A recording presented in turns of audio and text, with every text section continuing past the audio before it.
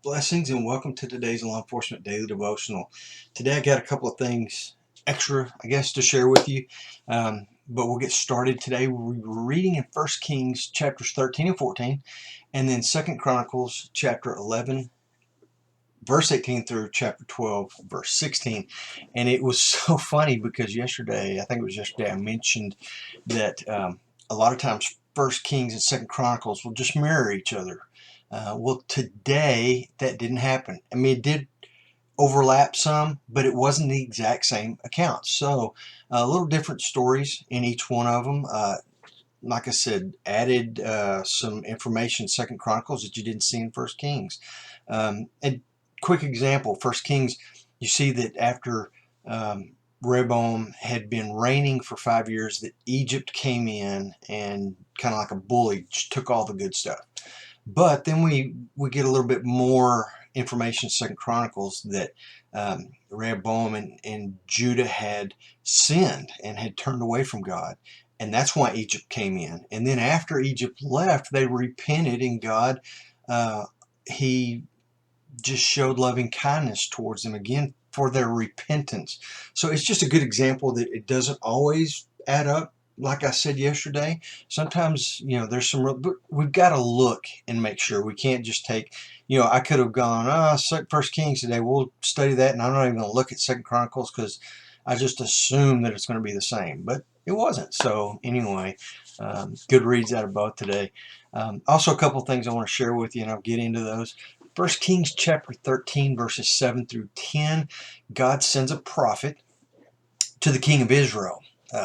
And this is Jeroboam, and it's not Rehoboam. Their names are spelled very similar. They sound very similar, but Rehoboam with the R is over Judah, and Jeroboam with the J is over Israel. So God sends this prophet to Jeroboam in Israel.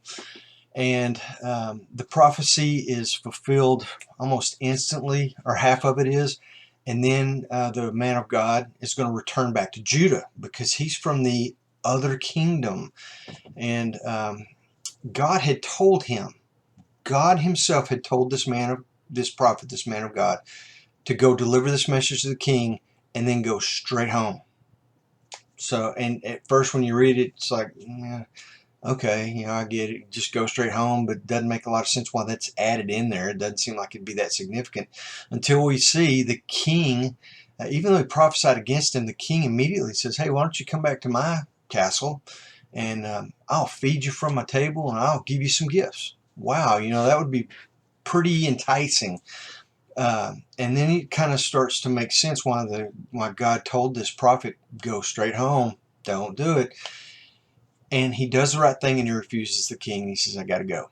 So on his way home, a prophet sends word to him that, hey, God told an angel to tell me, to tell you to come to my house and get something to eat before you go home. And instead of just saying, no, I heard from God, I know God told me, I'm going to go home. It's kind of like the chief told the lieutenant to tell the sergeant to tell you, to tell me to tell you. Well, no, I need to hear the order myself instead of saying I need to go to the source.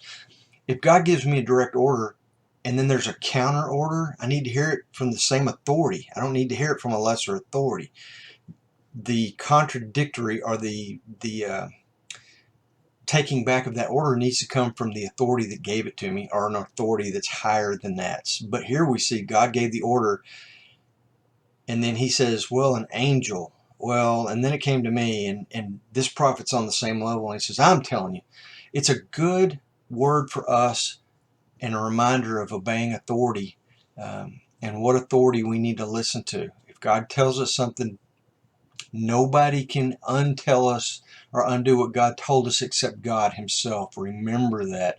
This prophet falls into the trap. He goes to eat and he's killed because he disobeyed God. There was some rebellion there.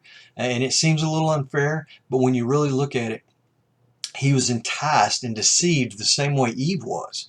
The serpent came and deceived Eve with this fruit. Hey, look at this, and that looked good. Well, this other prophet comes to him and says, hey, I'm going to deceive you because somebody told me, and there's this food. Doesn't this look good? So there's a lot going on here. Jumping, oh man, I'm running out of time.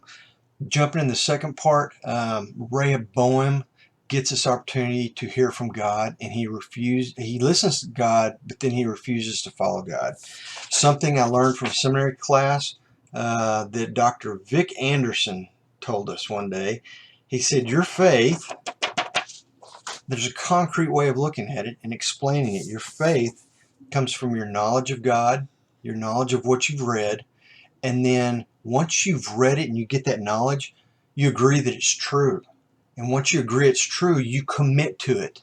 These are the three things it takes to have faith. If you don't commit to it, it's not faith.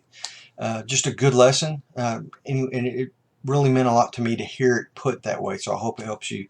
The second thing I wanted to throw out there real quick is when it comes to all the kings of Judah and Israel in 1 Kings all the way through 2 Chronicles, all the ones in between. I have a great PowerPoint that I put together a couple of years ago that show the kingdom they're in, the years that they reigned, the opposite king that reigned, and any major details and events that happened in their reign.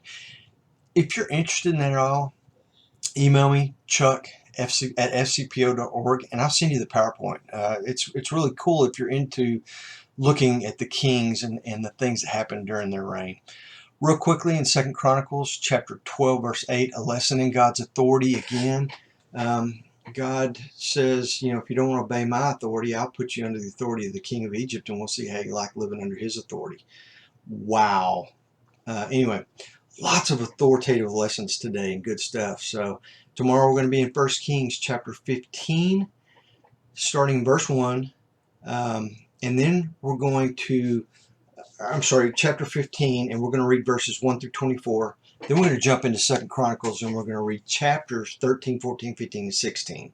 So 4 chapters out of 2 Chronicles. So anyway, you guys be safe, and I'll see you tomorrow.